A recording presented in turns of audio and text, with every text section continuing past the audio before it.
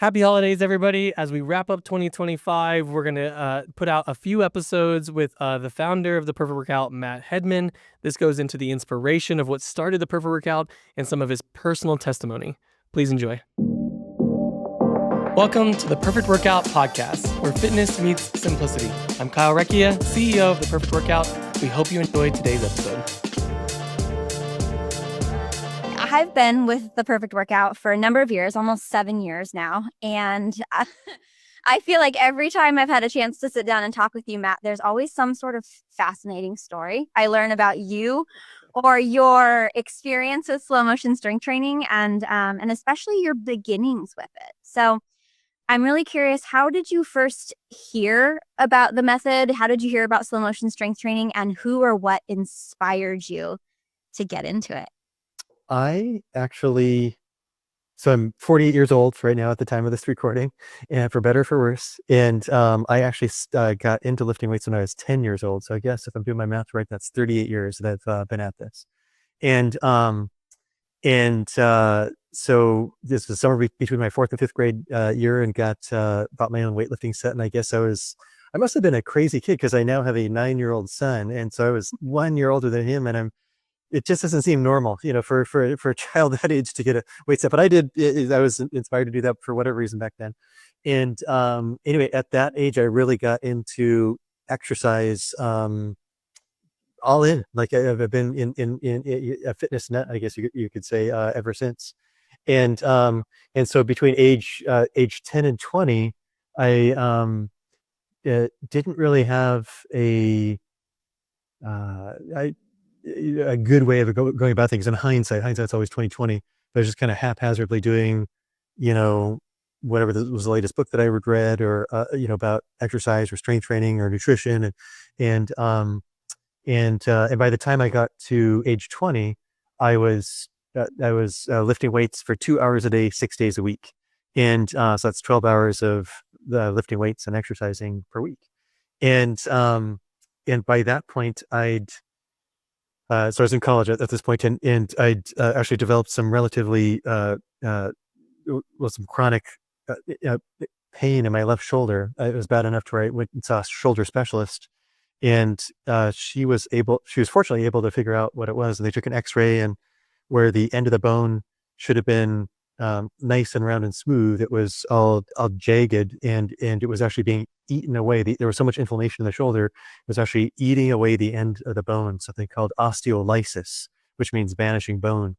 And the joint specialist, she said, that this happens in about 1% of people that lift weights, although I think I've only met one other person in my life that's had this condition. And she said, well, I want you to take 2 months off of any weight training exercise which involve the shoulder, and then we'll come back in an X-ray again and see how it is. So I did, and I still did some exercise for my legs and even some for my arms, just as long as they didn't involve my shoulder directly. And so I came back in after the 2 months, and they took another X-ray, and fortunately, the end of the bone in question was now all nice and round and smooth again. It had healed, which is good news because sometimes it doesn't heal from rest, and I avoided surgery. And so then she essentially said, okay, you can go back and lift weights again. And she had some minor changes as far as what to do. It was to do, incline bench presses instead of flat bench presses, and some other kind of what I would consider in hindsight minor changes. And so I went in and did those changes and started, throwing the weights around in the gym again. And my shoulder just started to hurt again, which was, disturbing and frustrating. And it's not like, I was 20 years old, presumably, someone who'd be young and healthy and, have the best opportunity to not have joints that would hurt, Yeah. And so it's right around that time when I was starting to get back into, or started to do exercises that involved the shoulder again, and it started to hurt again, where I stumbled upon a book in one of the bookstores in the University District up in Seattle at the University of Washington, where I was going to college at the time. It was a book by Ellington Darden, who used to be the director of research at Nautilus, the company that makes strength training machines, and he's written about 50 books, I think, at this point, on strength training, nutrition, fitness, and exercise. And anyway, this particular one was geared towards young males who wanted to build bigger muscles. And I was a 20-year-old male, trying to build bigger muscles as best I could. And and one of the chapters, you spend a significant amount of time talking about how slower movement speeds minimize impact forces on your joints and make it safer on your joints. And so that kind of, perked up my eyebrows a little bit. I mean, in hindsight, it's obvious, but it wasn't obvious to me at that point. Sure. And so, but the routines in this book sounded bizarre to me, because at the time I was loosely following the exercise guidelines in Arnold Schwarzenegger's Encyclopedia of Modern Bodybuilding. And so I was doing 5 sets of repetitions of, 5 sets of 10 repetitions or so of each exercise, working out 2 hours a day, 6 days a week. And in some cases, working out in the morning and in the evening. And, Like a part-time job. yeah, well, I was in college. I didn't know how much exercise that was. Right. Like now, with being 48 and 2 young children and trying to, grow our company and all that kind of stuff, it's like, who would ever have time for that? But at the time I had time for it. And so, but this routine that jarred down his book was, that routine. It was working out every other day. It was about a half an hour per workout, just 1 set of repetitions per exercise, going very slowly, 10 seconds up, 5 seconds down in that particular protocol. Gosh, would this ever work? But fortunately, there was a case study in that book that they featured, Keith Whitley, who, over the 6-week program, he was already a big bodybuilder to start out with. And over the 6-week program, he gained, I think it was 32 pounds of muscle in 42 days or something like that. Wow. And that combined with the fact that I was having this, kind of pretty big shoulder problem, it might be better for my shoulder. Why not give it a try? And so I was, and I'm glad that I did, because we are too. for me personally, I actually haven't trained a client myself who's done as well as far as muscle gain, at least, with the initial results that I had. But I put on 10 pounds of muscle in the first 9 days. Once I learned how to make my muscles work harder, I didn't know what, I thought I was working hard before when I was working out 2 hours a day, 6 days a week. It turns out I just didn't know what hard work was. So I put on 10 pounds of muscle in 9 days. And then also my shoulder problem went away within about the first week or so. And then essentially not to be heard from again, ever since. And so I've been a raving fan of this method ever since. And so that's how and so I've been personally doing this and variations of this in my own workouts for the last 28 years, I guess it is. And,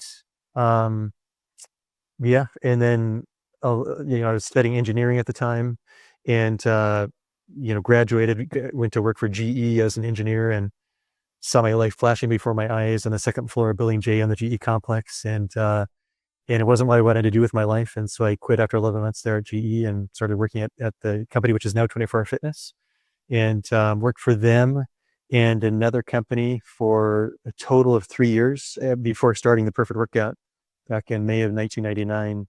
And so that's when our company started. And so what happened between you leaving your engineering job and starting the Perfect Workout? There must have been a lot of learning, a lot of training, a lot of probably paradigm shifts still in terms of exercise.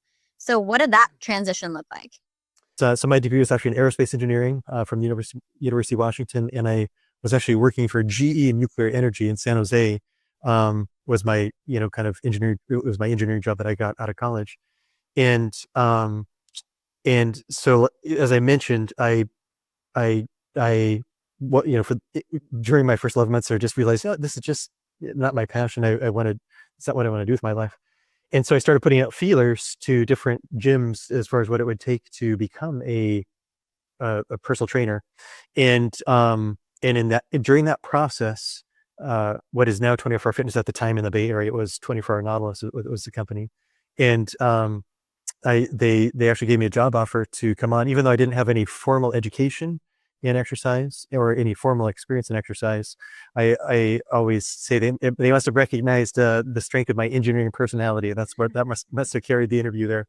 And And so, yeah, I got hired on without any formal credentials at that point. But having said that, when I did, then I started acquiring different certifications in kind of relatively short order. So I got several certifications from, what are sort of mainstream fitness organizations like ACE, the American Council on Exercise, and also NASM, NASM, the National Academy of Sports Medicine, are among those. And then, but also in my mind, the really important ones were the certifications I got through the SuperSlow Exercise Guild, which is not in existence anymore, that particular organization. But that certainly the vast majority of the value that I got in my different certifications and education were through that world, including the certifications that I got. And so, but and as far as changes in kind of how we really since I was already using SuperSlow or slow motion high intensity strength training in my own workouts at that point, when I was becoming a trainer, that's what I started working with my clients on right at 24 Fitness, right out of the gate, and then just learn more and more and more about how to apply that to clients more effectively over time. And so you became certified, and you're what is it called? Is it a master SuperSlow? What is it? Finish it. Yes. Yeah. I was a master SuperSlow instructor. I think that's what the term was. So back when the SuperSlow Exercise Guild was in existence, which was, by the way, the SuperSlow Exercise Guild was an organization which was formed by Ken Hutchins, and he ran for, I don't know, probably a little over 10 years. And Ken Hutchins is the architect behind SuperSlow exercise philosophy and methodology. And so there was actually 3 different levels as far as certifications you could go through. So there was a level 1, and that was let's put the level 1 SuperSlow certification was far more extensive than any of the other mainstream certifications that I've ever gone through. They, compared to ACE or NASM, which really just took a multiple choice test, and if you scored 70%, you were certified. At least this was, over 20 years ago at this point. So they may be different now, but at that point, that's what it was. The SuperSlow level 1 certification, you had to not only take, it was at least 1 written test, if not more, and then 1 or 2 verbal tests, and also go through an extensive practical examination showing that you were, capable of teaching exercise. And so it's many aspects of that certification were really the inspiration for what our initial certification program at our company became, actually. Yeah. And attest to that. It is a lot of work, a lot of hard work, very hands-on, very practical. So that was level 1. And then so level 2 involved not only going and doing, some more written testing and oral testing, but this was all with Ken Hutchins, which at the time he was in Florida. The gentleman who really put these different theories together, building on the work of Arthur Jones, and then but really putting some further refinements to it.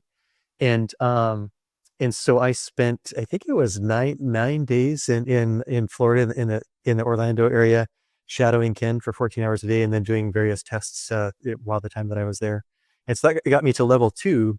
And then beyond that, Ken has the option to appoint you as a master, or Ken had the option of appointing to be a master instructor if you passed your level 2. And so fortunately he did. I guess he felt that I was good enough to represent the guild at the time and to be able to certify other instructors to be level 1 instructors. So that was my journey in the SuperSlow certifications. Yeah. And then so you headed over to La Jolla in California and essentially started the first location of the Perfect Workout, right? Yeah. So here's the it's really kind of the initial birthplace for the idea, at least in my mind, for what is now the Perfect Workout, was back in it was the end of 1996 and early 1997 when I was working as a trainer at 24 Fitness in the Bay Area. That's this first job of mine, and it was the Christmas holidays, and I was up in the Seattle area visiting friends, that I'd known from college. And at the time, the only SuperSlow place on the West Coast was up in Seattle, and I was teaching SuperSlow as best I could in just a regular gym, 24 Fitness, with all the music and mirrors and people jumping up and down all around you and all that kind of stuff. And, to me, that was all that I knew. And so I went up and said, well, if I'm in Seattle, why don't I schedule a time to work out? And that'd be fun and interesting and potentially you could learn something. And so I did. And the day came where I was supposed to go in, and there was a huge snowstorm in Seattle. And Seattle's not a place that tends to get tons of snow. They do get a little bit of snow usually every year, but usually it's not too much. You might get, snow 2 or 3 inches, one or 2 days, and that's it. Anyway, this was, I don't know, a foot of snow or something like that. And I had to go through. And so most businesses were closed. And so I called in to see if they were open, and they were saying, well, I don't know. We're trying to figure that out right now. And, how long will it take for you to get here? And my friend actually had a 4-wheel drive Jeep Wrangler. And I asked him, and it's 20 minutes or whatever. So they said, come on down. And so I did. And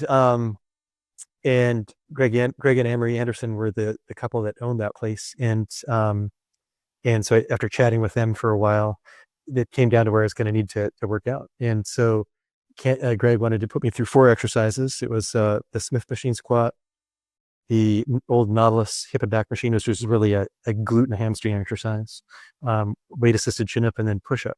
And so when we were about ready to go on the squat machine, it had a lot less weight than I thought it should have compared to what I was normally using myself. And so I pointed that to Greg, and he said, oh, that's good, because I thought this is going to be too heavy for you. And I don't like weights that are too light, because then you're just, burning for, minutes and minutes and minutes on end. And so, but anyway, so we get under the machine and start doing slow repetitions. And sure enough, it got extremely difficult at about 5 or 6 reps in. And in the next rep or two, I got about halfway up and couldn't complete the repetition. I was pushing as hard as I could. And I was, there was no music going on. There was a blank white wall right in front of me. There was no distractions. And Greg was somewhere behind me. All I could hear was his voice saying, keep pushing. And coming from out of the ethers, so to speak. And so I kept pushing, and then I got to the point where I couldn't even hold it up anymore. Even I was trying to make it go higher, but I got to the point where I couldn't even hold it still, and started forcing me down. And Craig just said, keep pushing. So I kept pushing, and it forced me down all the way till the bar hit the safety stocks at the bottom. Oh. And he says, keep pushing. And so I kept pushing, and then my knees started vibrating vibrating together. And Greg just said, keep pushing. Oh my gosh, sounds like torture. Oh, it's tough. And then, by the way, do not do this. In fact, I don't even recommend doing this anymore. We just didn't know any better back then. Yeah. This is much harder than a person needs to train for optimal results. But so anyway, my knees were vibrating. Then my legs fatigued so much that they stopped vibrating, even though I was pushing as hard as I could. And then Greg just said, keep pushing. Right. And then finally, Greg said, okay, 15 more seconds. Push as hard as you can. So I pushed as hard as I could for 15 more seconds. and then finally he said, okay, you can back off. And so I did. And it'll be hard to illustrate here for those that are listening, or even on the people that might watch this video. But anyway, on the Smith machine, it was sitting on the safety pegs. And so I pulled myself underneath the safety peg, and then using the bar there, so I tried to stand up. So both with my legs and my arms, I was trying to push and pull myself up. And I tried once, it couldn't stand up. My leg, it's too fatigued. So I tried again. I tried to get harder. It couldn't stand up. Tried again. It wasn't able to stand up, and there was just nothing left. I was too momentarily fatigued. And so Greg said, don't even try to stand up, crawl to the next machine. And so by this time I'm gasping for air after taking squats to that point of exhaustion, which I just explained, and crawl to the Nautilus hip and back machine. And he straps me in there, and we go through that. And that was brutal in and of itself. And we did the weight assisted chin up, and then the push up, and you think he did an assisted rep at the end of that one too. And that was really tough. And so I was finally, after 4 exercises, it was done, but I was, laying on the ground, and my arms were just burning. And Greg, brought me this tiny little 2-ounce cup of water, and it was incredible. In other words, if I compare my experience of doing that compared to what I was trying to do with myself and my clients back at 24 Fitness, I mean, it was night and day as far as the distraction-free environment and the incredible equipment, the low friction equipment that you had access to, and the expert instruction, that it was just amazing. And so that's when I really got, hey, I could make a place like this down in California, and ultimately it turned out to be Southern California where we got started. But that was really that night. It was I was actually going skiing with friends the next day, but that night I was only able to sleep for about 2 hours because I was so excited about the idea of making an ideal exercise environment that myself and clients could work out in here in California. And so that's where the initial idea got started. And then it was a process of still working at 24-hour. And then I actually went up to Ideal Exercise, worked for them for a year and a half before moving down to Southern California. And had a short stint at 24 Fitness before I opened up the Perfect Workout down here. So I've never heard that story before, and what a cool story. And I always thought that the distraction-free, clinically controlled environment was just part of the protocol, and I know that in some ways it is, but I never knew that you had such a personal experience in that, and that's what's created much of the environments here. For those who are watching the video, that's one of our studios behind you. And sure enough, it's machines and a blank wall. And it really does make all the difference when you are pushing to get every last inch of that repetition. And by the way, that sounded like torture, because trying to push for 3 or 5 seconds at muscle failure is challenging enough. Well, yeah, like 30. Yeah, and I should mention, I briefly mentioned it while I was telling the story, but maybe just expand on it a little bit more. I don't recommend push. Well, if a person wants to fatigue as deep as I just described, more power to them. But in my experience on myself and working with other people, as long as you can fatigue down to what we call muscle success in our company, or some people call it muscle failure, fatigue down to where you're pushing or pulling on the exercise as hard as you can, and it won't move anymore, even though you're pushing as hard as you can. That's enough to stimulate optimal results from what I've seen. And if it was worth it to push beyond that, I would keep doing it, because I'm trying to, even though I'm 40 years old, I'm still, excited to do what I can to add more muscle on my body. But it just doesn't, you don't have to go as crazy as we did back then, because we just didn't know any better back then. Yeah. So then it's May 1999. And that's officially when La Jolla opened up, right? The first location. Mm-hmm. And what I really love is that, you started off like 95% of the people who work for the Perfect Workout as a personal trainer in this company. Yep. And I'm so curious if you have, whether it's from when you were training one-on-one with clients, or all the 20 years we've been in business, 20 plus years, do you have a favorite client success story? Yes. So the one that that always sticks out to me when people ask me that question is actually a client of John Durbin. I don't know, was John working first whenever down in San Diego? Doesn't sound familiar to me. Yeah. Maybe. He worked for us for about 5 years. Great guy. And John, actually, it's too bad he didn't meet him, because he's and maybe he will someday. He is the leanest as far as body fat percentage of any person I have ever met. And so he got on a DEXA scan here in San Diego, and he wasn't dieting or trying to get into bodybuilding shape or anything like that. He was just walking around like this. They measured him at 3% body fat, and they said, this is the lowest we've ever seen this machine weigh. So if you look at the skin, like his abs, there's less, it's tighter on his abs than the skin on the back of your hand. I mean, it was just crazy. And but anyway, so that's John.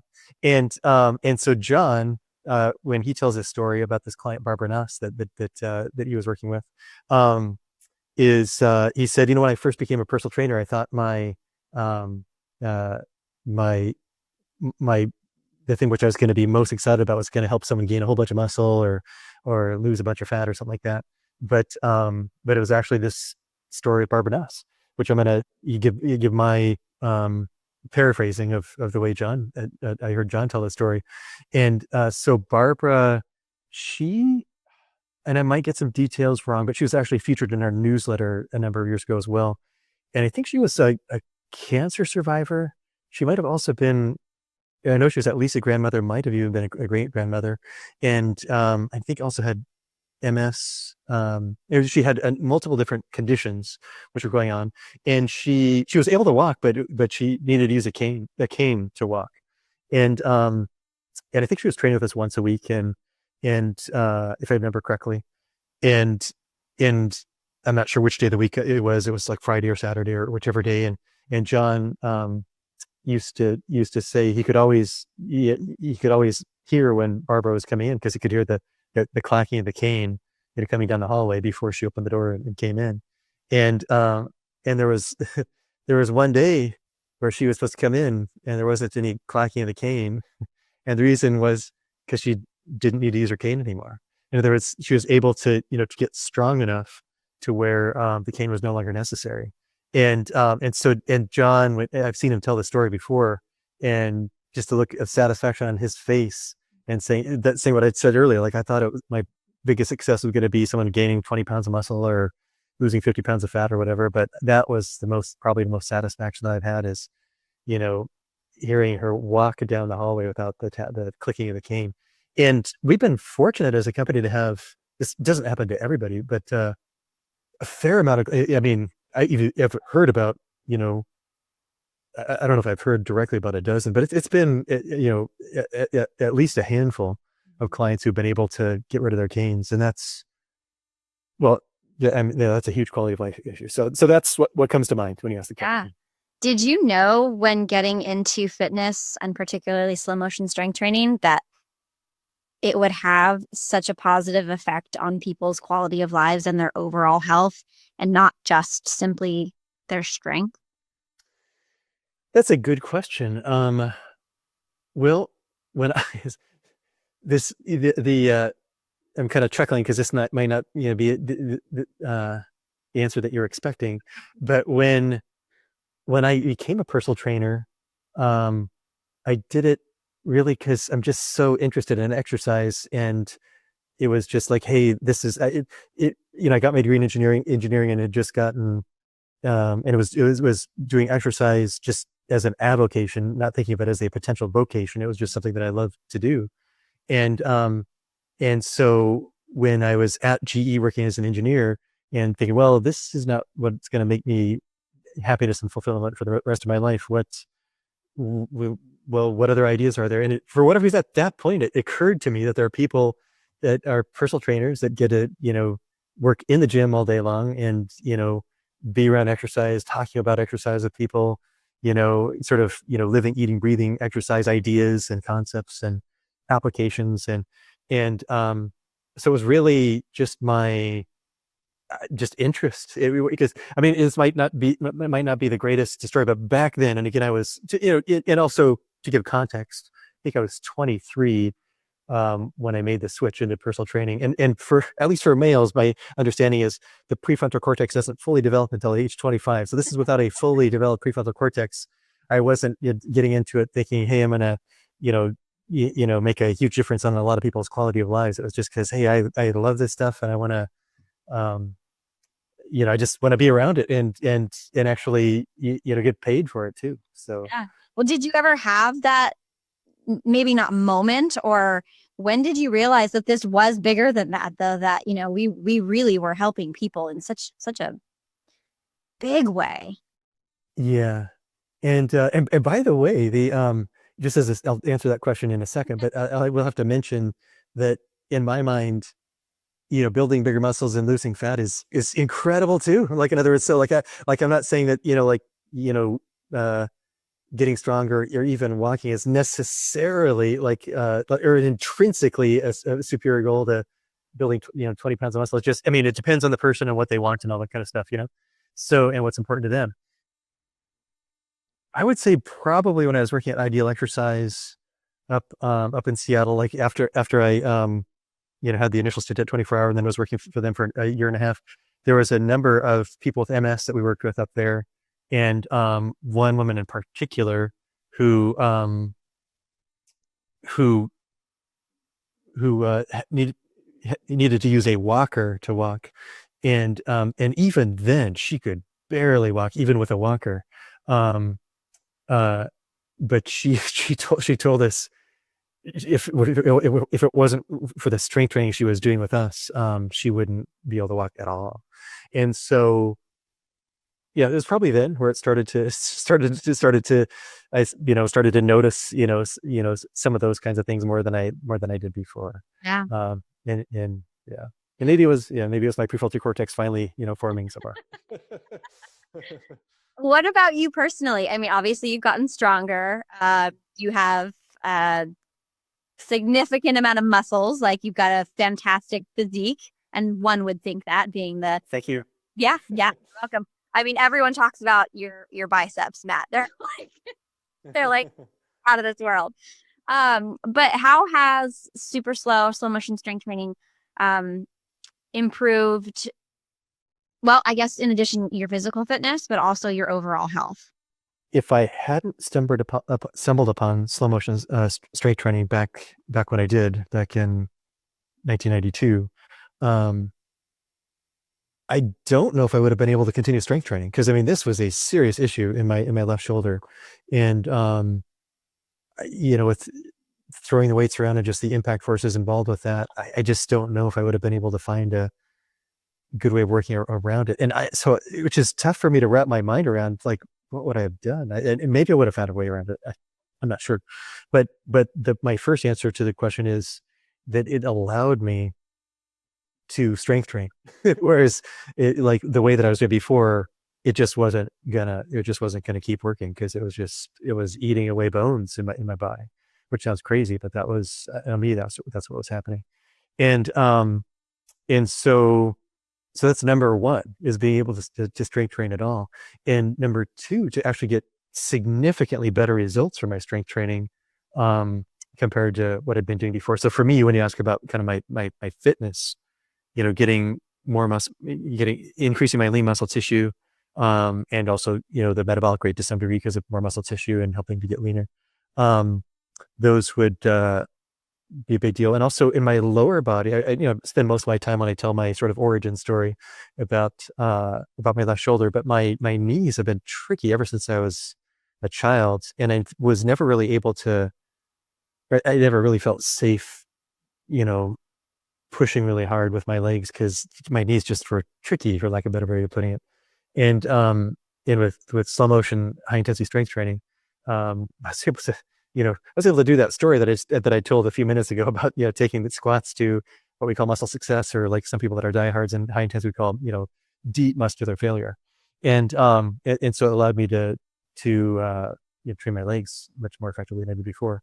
So for me, I've been able to get more muscular than I otherwise was, and still actually able to strength train, and also become leaner. And so those are things which me personally, turn me on as far as in my pursuits of exercise.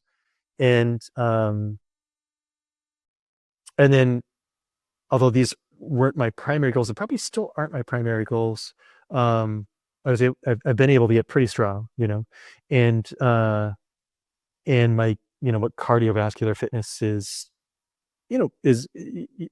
pretty good. I mean, I may not be the same thing as an elite marathon runner, but it's pretty good as a result of strength training, because a lot of people don't realize that strength training, if you do it effectively, can actually have significant positive benefits in the cardiovascular system.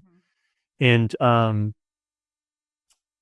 so yeah, that's for me. And then as far as and the other piece too is, and I guess I alluded to this a little bit very early in our conversation here, is the difference between a college kid and how much time there was available for doing whatever you want in hindsight, versus 48 years old, got a 9-year-old son, a 6-year-old daughter, wife, try to spend time and energy with them, and trying to work on growing our company and all that. And it's I half jokingly, half serious talk about, I run a company where we specialize in time efficient exercise, and I have trouble fitting in 20 minutes twice a week. And I do fit in 20 minutes twice a week, but it's, um, uh, I mean, honestly, it's not easy. So I understand where everybody's coming from, even someone like a fitness nut like myself.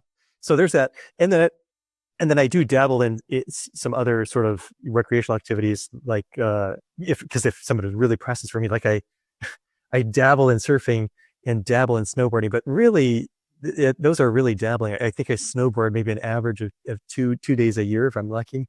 And surfing, I mean, I hate to say it because I do enjoy surfing, but it's been months since I've been out in the water. But in other words, those would be the sort of physical activities where people would say, well, where does it make a difference? It's like, well, it definitely, being stronger and better conditioning definitely makes a difference in those activities for me. So, yeah.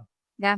So you mentioned your family a couple times. And I know your wife, Julie, she does a slow motion strength training. And it's funny because I remember you saying one time that you don't train each other, right? Or you don't train her. Just Right. that's off the table. I want to stay married. I don't want her to hate me for all the pain that I'd be putting her through for, putting her through an exercise routine. Yeah. Stuff. Does anybody else in your family do the perfect workout or do slow motion strength training? Have you been able to turn them to the dark side, so to speak? Yeah. So certainly the one, and actually, to some degree or other, different members of my family, like immediate family and even extended family, have or either doing it or at least have played with it over the years. And I can't keep track of everyone in my extended family, but but my mom is probably a good one to talk about in this conversation, because she is, well, she's 77 today, but tomorrow she's going to be 78. and and and her mother actually died from complications due to osteoporosis. And so it sounds, well, what happened was, my grandmother, my mom's mom, um, had osteoporosis, and she started getting, as she got older, she started getting kyphosis in her spine, which is when you start to get hunched over. And the kyphosis got, progressively worse and worse and worse and worse and worse the older that she got. And by the time that she was in her early to mid 80s, well, it was, at least by the mid 80s, it was so much kyphosis that it was reducing the amount of oxygen she was able to get, because, kind of like, collapsing her chest cavity too much because of the bones just being too soft. I should also preface this because some other members of my family might listen to it. And this is my understanding of the way my mom has explained it to me. And so if I get any details wrong to any of my extended family members, I apologize. I'm just giving my best understanding of what happened here. And eventually it got to the point where she couldn't breathe effectively. And so that's, and I'm not, and so at least the way that I interpreted the different things that surrounded her death, I think she died at age 86 or so. It was basically, I'm not sure if this is the immediate cause of death when she actually died, but it was certainly influenced by, or maybe even caused something to happen where she just wasn't able to breathe enough because of too much kyphosis from osteoporosis in her spine, just hunching over and over and over, which sounds hard to believe, but it was severe kyphosis. And so my grandmother, she had one son, but 5 daughters, including my mom. And so I've got 4 aunts on that side of the family. And then I've got my mom, and all 5 of them are,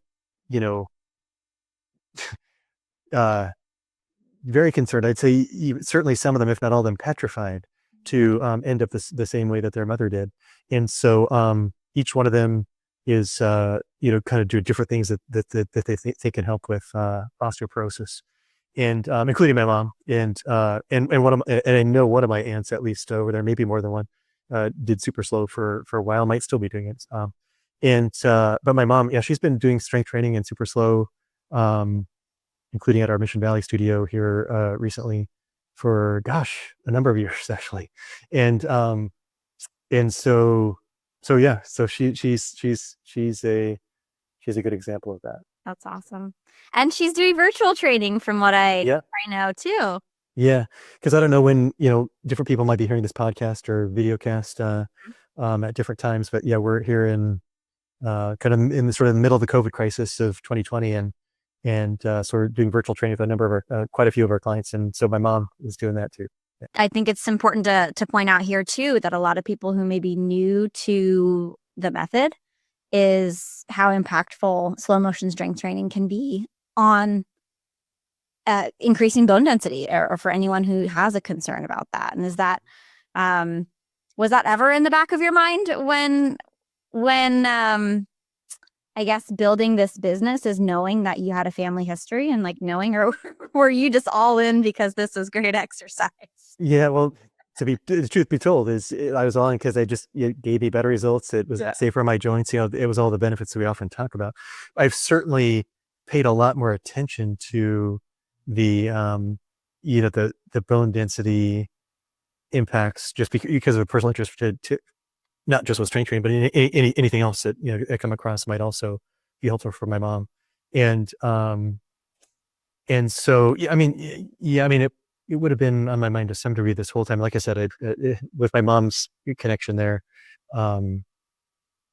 definitely more, I guess would be the way that I'd answer that. What do you want people to know about slow motion strength training? Well, that's a good question.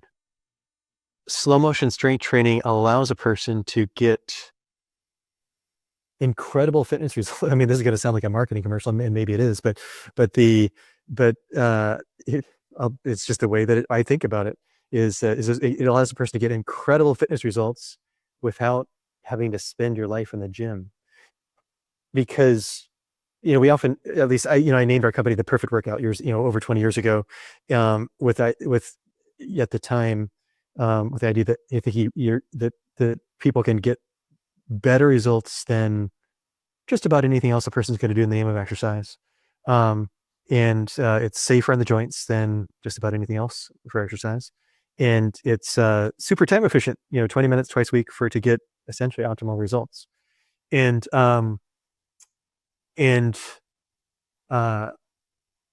over the years, what I've found is that the thing which people usually get most interested in is the time efficiency, at least to try us out for the first time, is the time efficiency, 20 minutes twice a week. And the better results part is almost like, I'm trying to think of the right way of putting it. People oftentimes are even skeptical that you can get any results from 20 minutes. So it's like, why am I even trying to argue that you can get better results than most other things in just 20 minutes, right? So that's probably, as I'm sitting here today, that I wouldn't emphasize that because you could get in, look at different studies and arguments and try to make, well, gosh, if you spend your life in the gym, might you get 4% better results? Maybe. So a reasonable person could make a reasonable argument like that, but even the people that in exercise are on the volume side, and I've heard some of them interviewed on this and have them be pushed, from a high intensity perspective, saying, well, okay, if you're just doing one set per exercise, training to, what we call muscle success, or other people in the exercise industry often call it muscle failure. How much of the results, could you get? And these are proponents of volume. They'll say on the order of 80%. So in other words, long story short, is you're getting, even for people that think you should be spending your life in the gym, the vast majority of the results that can be gotten from exercise in just minutes a week, 20 minutes twice a week.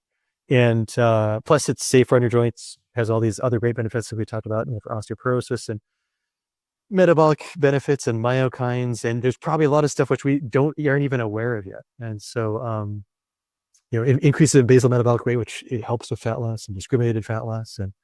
And you really can get great health and fitness results and don't have to spend your life in the gym. Just a very small, just less than an hour a week. And if you do it right, exercise, challenge yourself.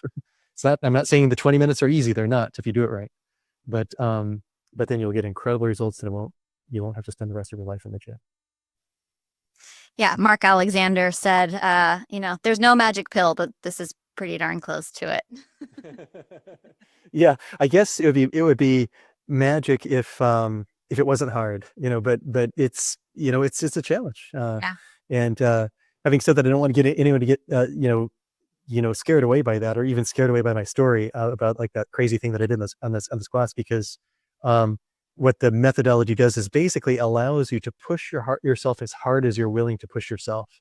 But it won't force you to push you any further than you're willing to push yourself. So there's no danger of, thinking, oh my gosh, I'm not going to be able to do this. This sounds way too hard. I mean, it's challenging, especially if you want to, get good results, but you challenge yourself as much as you can, and then you won't be challenged anymore beyond that, because it's just, it's the right amount for you. Thanks for tuning in to the Perfect Workout Podcast. We hope you found today's episode inspiring and actionable. If you're ready to take the next step in your fitness journey, visit us at theperfectworkout.com for more resources, or follow us on Facebook, Instagram, or YouTube. Don't forget to subscribe, leave a review, and share this episode with someone who could benefit. Together, let's make fitness simple, empowering, and a part of life well lived. See you next time.